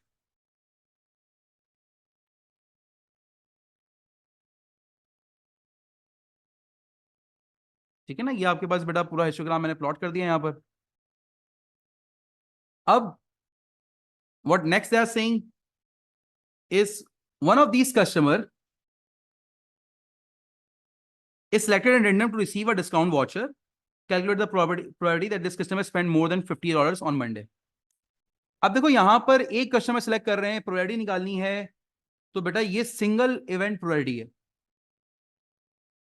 ये सिंगल इवेंट प्रोबेबिलिटी है आपके पास। तो आपके पास इन कस्टमर्स में से कितने कस्टमर्स हैं ये? तो देखो पी की वैल्यू आपने 15 निकाल ली थी ऑलरेडी। तो अगर मैं टोटल कस्टमर देखूं यहां पर पी की वैल्यू 15 आपने निकाल ली थी, तो टोटल कस्टमर कितने हैं यहां पर? तो 15 प्लस 18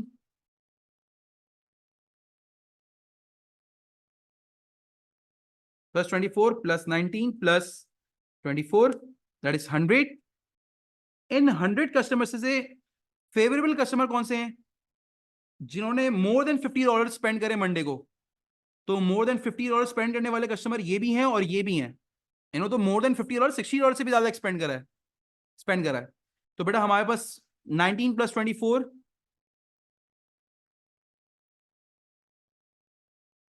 डिवाइड बाय 100 इनकी प्रोबेबिलिटी है। 19 plus 24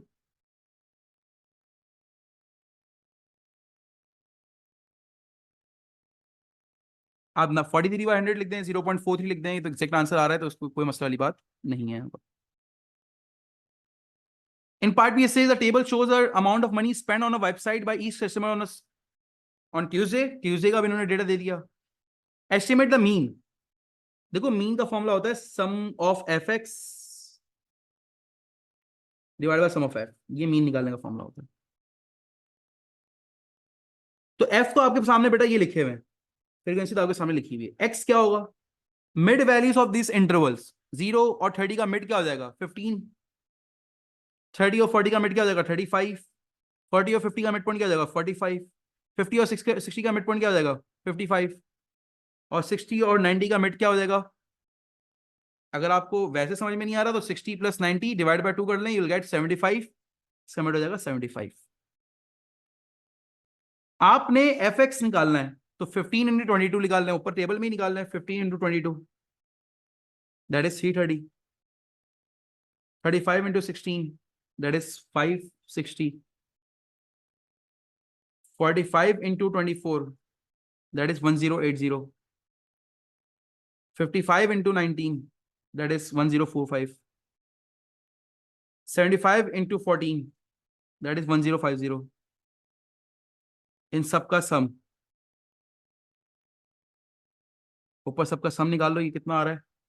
330 plus 560 plus 1080 plus 1045 plus 1050।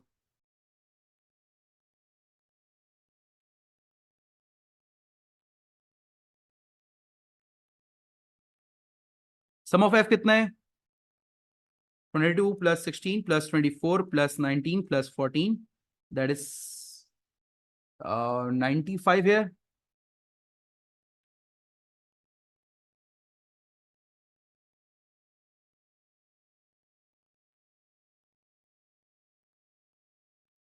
$42.78 बेटा हमारे पास आंसर आ गया।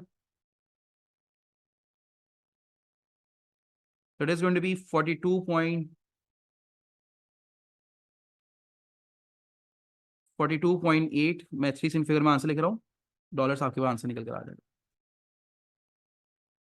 An error was made and one of the sales on Tuesday was not included in the table. The customer spent $41. कह रहे एक और एंट्री थी जो कि इंक्लूड नहीं की गई थी और उस कस्टमर ने $41 स्पेंड किए थे. Tristan says if that value had been included in the table, then the estimated mean would have been higher. यार अगर वो वैल्यू हम लोग ऐड कर लें तो जो मीन होगा, एस्टिमेटेड मीन, जो मीन आ रहा है ये एस्टिमेटेड मीन ही है, क्योंकि हम लोग मिड वैल्यू से निकाल रहे थे, एक्स की वैल्यू मिड वैल्यू ले रहे थे. तो उनका कहना ये कि आपकी जो वैल्यू जब इसको ऐड करेंगे हम लोग $41 को, तो आपका estimated mean would have been higher. Without calculation explain why he is correct. Correct without explanation बताएं ये क्यों बात करेक्ट. देखो बेटा, ये जो $41 हैं, अगर मैं इस डेटा में कहीं इंक्लूड कर सकता हूं तो मैं इस जगह इंक्लूड कर सकता हूं. ठीक है. अच्छा, $41 मैंने इंक्लूड करा, लेकिन मीन निकालते वक्त मैं मिड वैल्यू 45 ले रहा हूं. यहां पर ये करूंगा ना भाई, $41 इसी में आएगा, यानी ये 25 हो जाएंगे वैल्यूज, ये नंबर ऑफ वैल्यूज 25 हो जाएंगी, फ्रीक्वेंसी इसकी 25 हो जाएगी. मैंने इंक्लूड तो इसी में करा, लेकिन देखो मैं यहां पर जब मीन निकाल रहा हूं तो वो मैं 45 से निकाल रहा हूं. एक्स की वैल्यू 45 ले रहा हूं, 41 तो ले ही नहीं रहा मैं. एग्जैक्ट वैल्यू तो वैसे भी कोई नहीं ले रहा मैं. तो क्योंकि मैं 41 की जगह एक्स की वैल्यू 45 ही ले रहा हूं यहां पर, और यहां पर 25 बन रहा है, तो देखो 41 मल्टीप्लाई बाय 25 होता है या 45 मल्टीप्लाई बाय 25 होता, किससे बड़ी वैल्यू आ रही है? न्यूमरेटर किससे बड़ा वैल्यू होगा? 45 मल्टीप्लाई बाय 25 से ज्यादा बड़ी वैल्यू हो जाएगी हमारे पास. एक्चुअल वैल्यू 41 थी, बट हमने 45 वैल्यू ली है. हमने एस्टिमेट वैल्यू जो निकाल रहे हैं वो 45 से निकाल रहे हैं, और उसको मल्टीप्लाई बाय 25 करेंगे. तो बेटा आपके पास जो एस्टिमेटेड मीन होगा वो उससे ज्यादा ही आएगा फिर. तो हम यहां पर लिख रहे हैं statement 41 is in 40 till 50 interval. So mid value of 45 would have been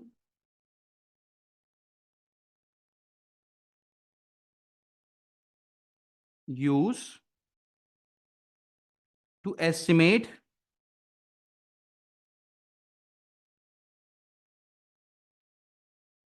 the mean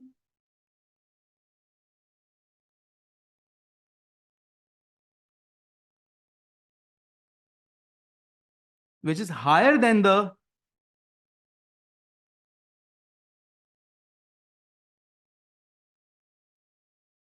estimated mean. तो देखो आपके पास क्योंकि 41 की जगह 45 यूज कर रहे होगे ऑब्वियसली मीन कैलकुलेट करने के लिए, तो बेटा आपका एस्टिमेटेड मीन हायर आएगा, आपकी वैल्यू बढ़कर आएगी, 42.8 से ज्यादा वैल्यू आएगी फिर. In question number 8, it says the length of the rectangle R is twice its width. Length of the rectangle, ये लेंथ, ये विड्थ के ट्वाइस है. तो अगर मैं विड्थ को x कह दूंगा तो ये ट्वाइस हो जाएगी.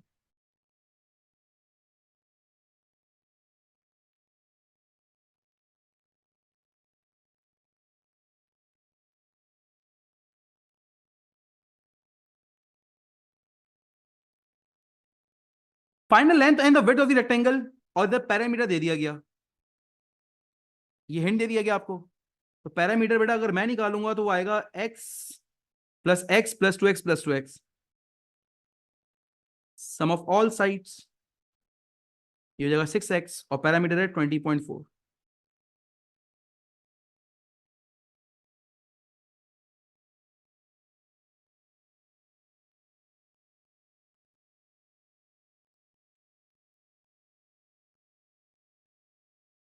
x अगर 3.4 आ गया तो लेंथ हमारे पास 2x से बराबर है.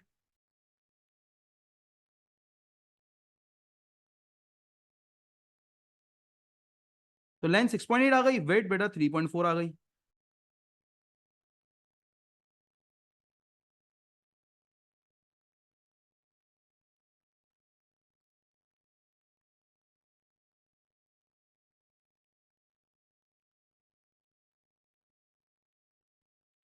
अब देखो ये आपके पास वैल्यूज आ गई। इसके बाद बेटा they are asking you the rectangle S is mathematically similar to rectangle R. ऊपर वाला रेक्टेंगल है ना, ये रेक्टेंगल आर है, कह रहे एस रेक्टेंगल है जो उसके सिमिलर है इसके, मतलब ठीक है। रेक्टेंगुलर एस का पेरीमीटर है 30.6, calculate length of the rectangle S. देखो रेक्टेंगुलर आर का, आर की बात की जाए तो उसका पेरीमीटर हमारे पास ऊपर दिया हुआ है, दैट इज 20.4, और उसकी लेंथ है 3.6.8। रेक्टेंगुलर एस की बात की जाए तो बेटा इसका पेरीमीटर है 30.6 और इसकी लेंथ हमें मालूम करनी है। क्योंकि ये सिमिलर है तो बेटा जो पेरीमीटर का रेशो होगा एस का पेरीमीटर डिवाइड बाय पी का आर का पेरीमीटर, वो उनके लेंथ के रेशो के बराबर होगा। तो एस की लेंथ, सॉरी, एस की लेंथ एस का पेरीमीटर, आर की लेंथ आर का पेरीमीटर।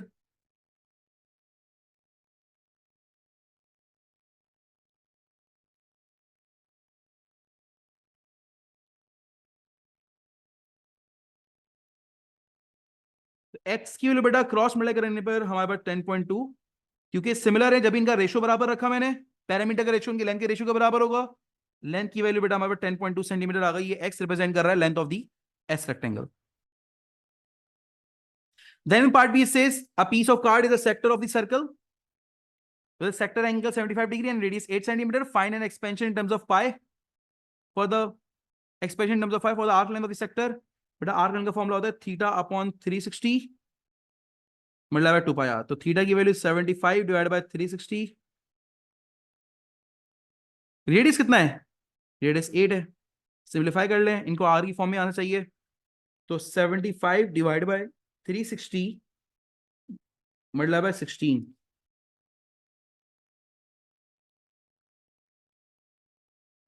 10 पाई बाय 3 हो जाएगा।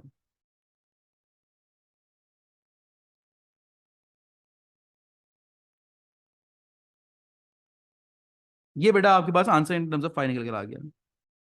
कह रहा है पार्ट 2 में वॉल्यूम ऑफ द कोन का फॉर्मूला आपको दे दिया है। The piece of the card forms the curve surface area of the cone. The cone is fill to the top of the with water. Calculate the volume of the water in this cone.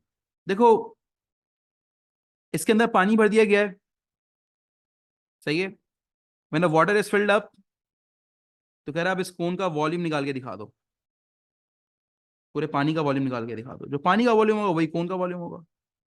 Volume का formula यहां पर दे दिया 1/3 pi R square H. आपको इस कोन की क्या radius पता है? सबसे पहले रेडियस देखो, क्या आपको रेडियस पता है?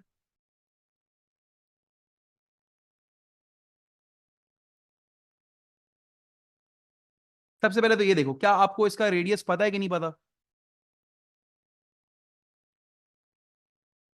तो देखो आपके पास यहां पर इसका रेडियस आपको नहीं पता, आप इसका रेडियस कैसे मालूम करेंगे? देखो बेटा एक बात याद रखें, जो यहां पर आर्क लेंथ होती है ना सेक्टर की, अगर मैं इसको क्लोज कर दूं ना इस सेक्टर को, तो कोन ही बनता है। ये ऊपर वाले सेक्टर की ही बात कर रहा है। कह रहा ऊपर वाले जो पीस ऑफ कार्ड है ना, मैं इसी की बात कर रहा हूं। इसको रोल आउट करके हमने कोन बना लिया, तो जो इसकी आर्क लेंथ होगी ना बेटा, ये circumference of the circular base के बराबर हो जाती है, इसके बराबर हो जाती है। यानी ये जो 2 पाई आर है,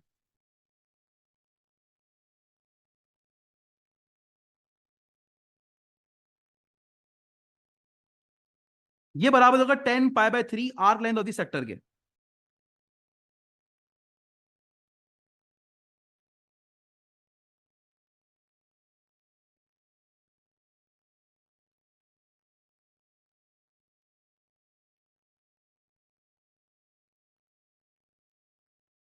तो देखो रेडियस आ गया 5/3, ये आपके पास हाइट आ गई। Now I'm going to find out the height with the help of Pythagoras theorem. 8 square is equals to 5/3 square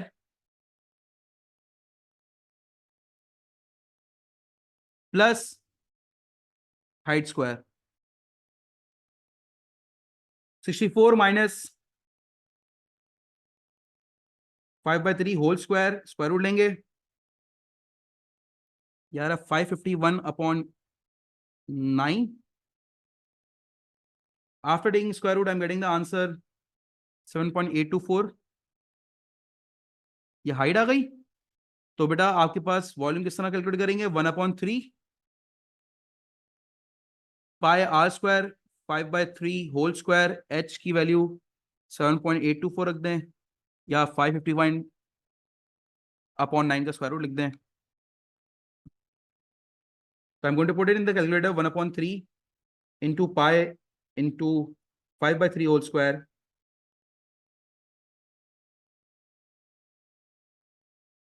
into 551/9.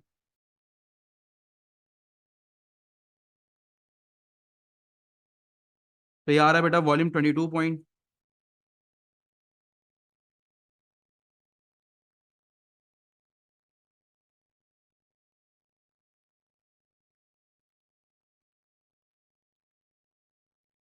ये हमारे पास 22.8 हमारे पास 3 फिगर में वॉल्यूम निकल कर आ गया centimetre cube. In question number 9 it says A, B, C are the points on the horizontal ground. The bearing of B from A is 0.72. अब ये जो बात इसने बोली हुई ना, the bearing of B from A, तो A पर नॉर्थ है और ए बी वाली लाइन पर जाकर देखो क्लॉकवाइज में रोटेट करा तो बेटा मेरे पास ये एंगल 0.72 है. The bearing of C from A is 205. अब ए से सी पर, ए पर नॉट बनाया, देखो ये बेरिंग हमारे पास कितना है? 205 है. ए बी इज 1 सेंटीमीटर ये लिखा हुआ है और ए सी 95 सेंटीमीटर लिखा हुआ है. इसमें कह रहा है बीसी की लेंथ मालूम करके दिखा दें.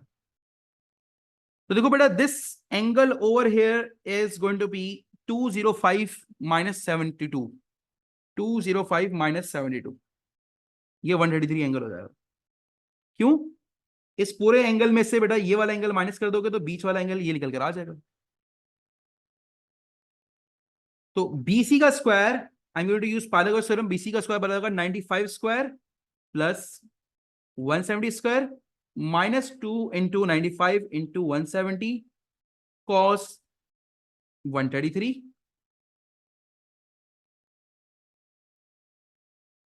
Ninety five square plus 170 square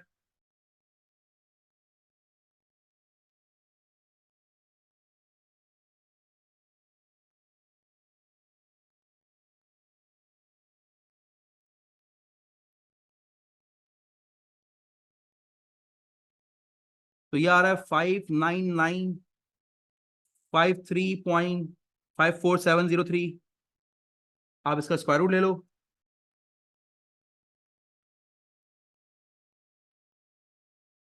to 244.85 ये बीसी की लेंथ आ गई.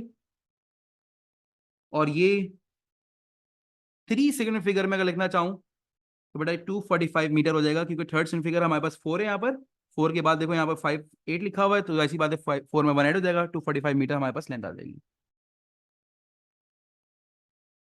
Find the bearing of A from C. A from C का बेरिंग का मतलब है कि सी पर नॉट बनाया, ये वाला बेरिंग मालूम करने को कह रहा है आपसे.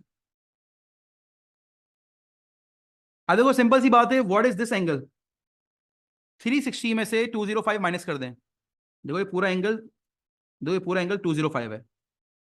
360 माइनस 205 करूंगा, आई गेट 155. ये मेरे पास 155 आ जाएगा.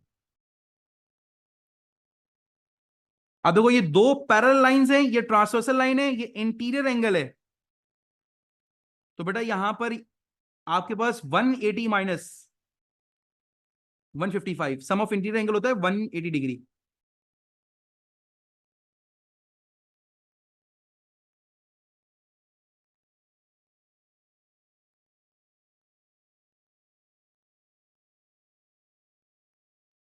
ये हो जाएगा 25 हमारे पास एंगल निकल कर आ जाएगा.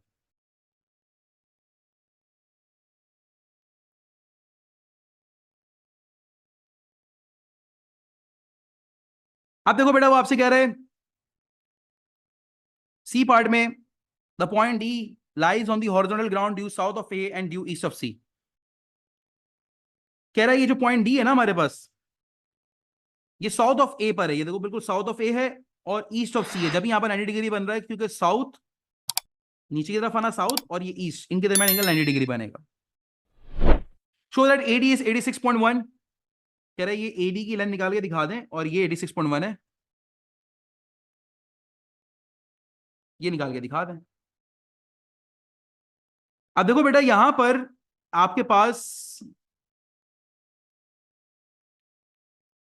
ये राइट एंगल ट्रायंगल है। राइट एंगल ट्रायंगल के लिए अगर आपको कोई साइड निकालनी है तो कोई सी भी दो साइड्स पता हो तो तीसरी साइड आप पाइथागोरस थ्योरम से निकाल देंगे, या आपको कोई एंगल पता हो और एक साइड पता हो तो ट्रिग्नोमेट्रिक रेशियोज की मदद से आप लेंथ निकाल सकते हैं। अब यहां पर एंगल कौन सा, कोई भी एंगल नहीं पता लिखा हुआ, हम ऊपर वाली डायग्राम की कॉपी हुआ हुआ ये सवाल। तो अगर हम ऊपर वाली डायग्राम पर जाएं तो उससे क्या सिमिलरिटी यहां पर निकल कर आ रही है। देखो यहां पर भी ए है और ये भी ए है, ये पूरा एंगल ये हमारे पास बना हुआ है, ये पूरी लाइन एसी बनी हुई है 95। हमें अगर ये एंगल पता चल जाए ए वाला एंगल तो हमारा काम आसान हो जाएगा और यही एंगल हम मालूम कर सकते हैं। जैसे मैं यहां पर अगर मैं ये बिल्कुल लाइन ड्रॉ करूं ना, ये देखो ये बिल्कुल लाइन ड्रॉ करूं तो देखो अगर इस पूरे 205 में से ये 180 माइनस कर दूं तो बेटा ये वाला एंगल आ जाएगा 205 minus 180। I'll get this angle। और ये एंगल कैसे आ रहा है,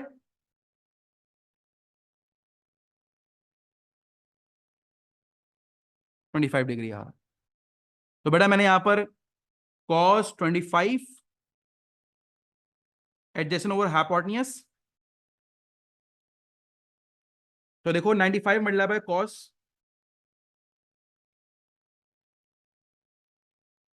ये 86.09 हो जाएगा।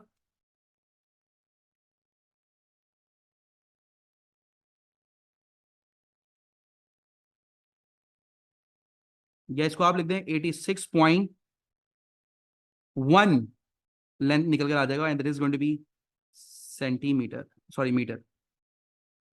ये हमारा आंसर आ गया। अब देखो यहां पर लिखा हुआ है point X on the top of the vertical mast at A, the angle of elevation of X from B is 7 degree. तो देखो यहां पर जो बोला वाला point X on the top of the vertical मास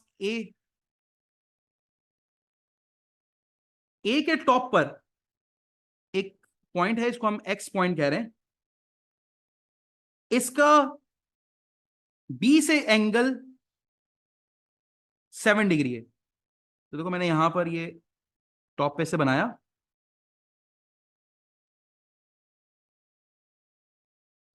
और इस तरह बनाया कि बेटा ये हमारे पास बी से जो एंगल ऑफ एलिवेशन है ना दैट इज 7 डिग्री।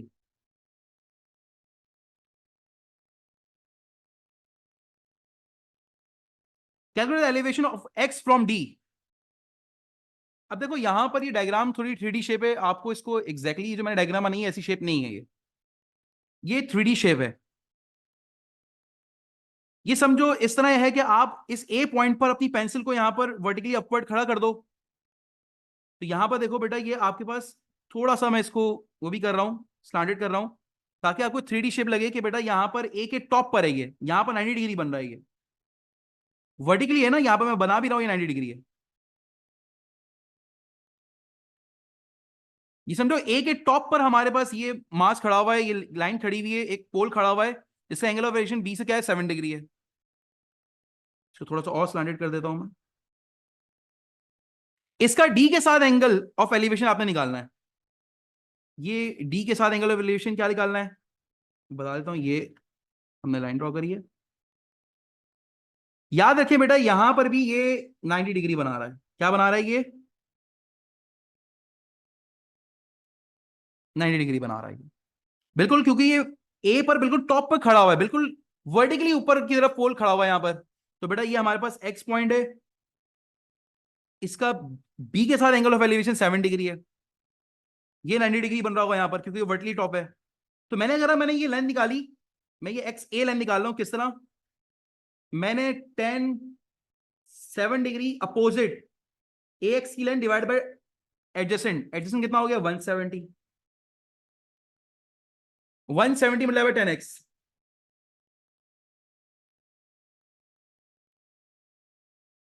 20.87, ये AX आ गया। अब ये जो AX आया बेटा, इधर इस ट्राइंगल पे मैं अप्लाई करूंगा। देखो ये लेंथ AD हमने निकाली हुई है, विच इज 86.1। तो मैं यहां पर again 10 angle opposite AX over AD रख रहा हूं बेटा। AX की वैल्यू 20.87 हमने निकाली हुई है, और AD की वैल्यू 86.099 वर्किंग वैल्यू रख रहा हूं मैं यहां पर। और बेटा मैं इधर 10 इनवर्स करूंगा अब आकर, तो हमारे पास एंगल ऑफ एलिवेशन निकल कर आ जाएगा 20.87।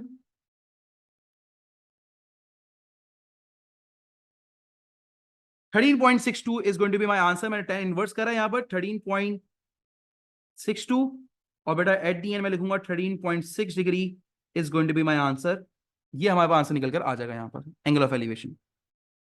यानी ये जो एंगल इसने बोला हुआ था, मैंने ये एंगल ऑफ एलिवेशन यहां पर निकाल के दे दिया।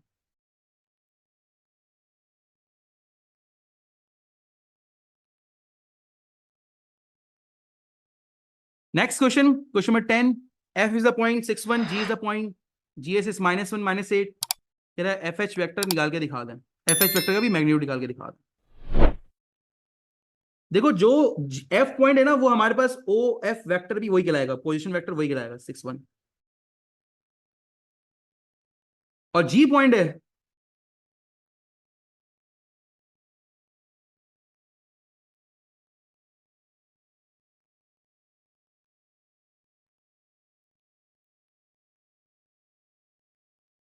ये OG वेक्टर आ गया।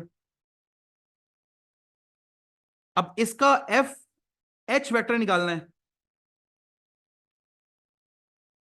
अब देखो यहां पर FH वेक्टर तो कहीं गिवन ही नहीं है, तो मैं FH वेक्टर कैसे निकालूंगा? देखो बेटा GH वेक्टर होता है OH माइनस OG। पहले तो ये बात समझ लें, पोजीशन वेक्टर की फॉर्म में GH वेक्टर ये होता है। मैं आपसे कहता हूं GH वेक्टर आपको पता है, OG वेक्टर आपको पता है, OH नहीं पता। मैं आपसे कहता हूं OH वेक्टर निकाल के दिखा दो, तो आप बोलोगे sir GH vector plus OG vector, ये OH वेक्टर आ जाएगा, लेफ्ट हैंड साइड पर आ जाएगा ना OG vector. Sir GH vector है -1 -8, और OG वेक्टर सर है हमारे पास -2 +4। तो sir I will get the value of OH vector -1 -2 -3 हो जाएगा, -8 +4। सर ये मेरे पास OH वेक्टर निकल कर आ जाएगा। सर आपको तो FH चाहिए, तो बेटा FH vector in terms of position vector क्या हो जाएगा? OH minus OF।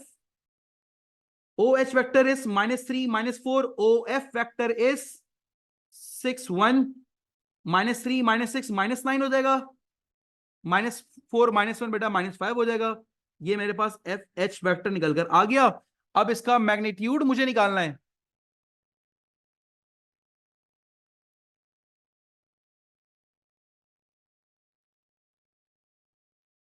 -9 का स्क्वायर प्लस -5 का स्क्वायर अंडर रूट, आप स्क्वायर रूट लेंगे, ये आपको आंसर दे देगा √-9 का स्क्वायर प्लस -5 का square under root, that is 10.29।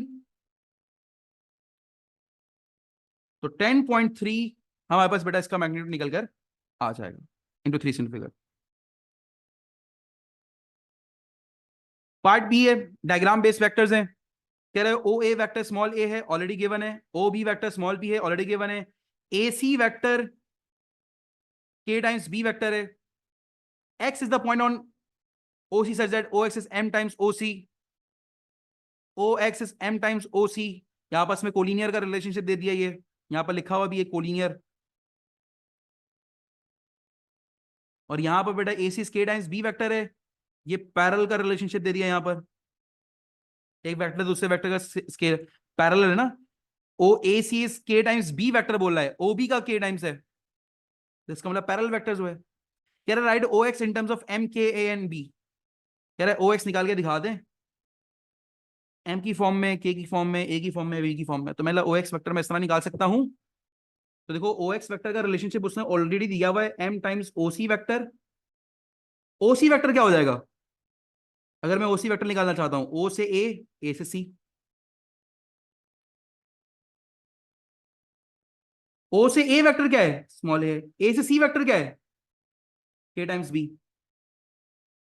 तो बेटा ओ एक्स वेक्टर हो जाएगा एम ए प्लस एम के बी। ये हम लोग ने बेटा ओ एक्स वेक्टर निकाला। बी एक्स वेक्टर निकालना है।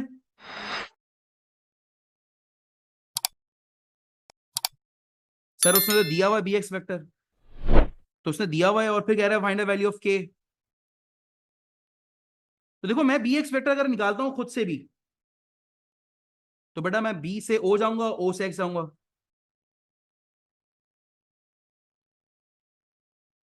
बी से ओ माइनस बी हो जाएगा, ओ से एक्स ऑलरेडी ऊपर निकाला हुआ बेटा मैंने, M times A M times K into B. ये मेरे पास बी एक्स वेक्टर आ गया। इसमें भी बेटा मैं सिंप्लीफिकेशन इस तरह कर रहा हूं कि ए वाली टर्म को साथ में और बी वाली टर्म को साथ में लिख रहा हूं, और इनमें से बेटा मैंने एम के माइनस वन बी कॉमन निकाल लिया। अब मेरा बी एक्स वेक्टर ये आ रहा है, इनका बी एक्स वेक्टर आ रहा है 3/5 of A minus 1/2 of B. तो बेटा अगर मैं कंपैरिजन करूं, ए का कोफिशिएंट मेरा वाला एम आ रहा है और उनका आ रहा है ए का कोफिशिएंट 3/5। मेरा एम का ए का कोफिशिएंट, उनका ए का कोफिशिएंट, मेरा बी का कोफिशिएंट, उनका बी का कोफिशिएंट।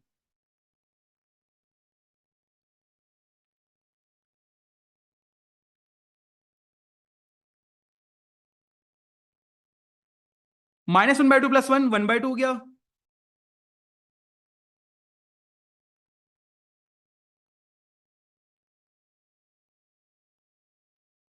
तो बेटा 8 का क्रॉस मल्टीप्लिकेशन हमारे पास देखो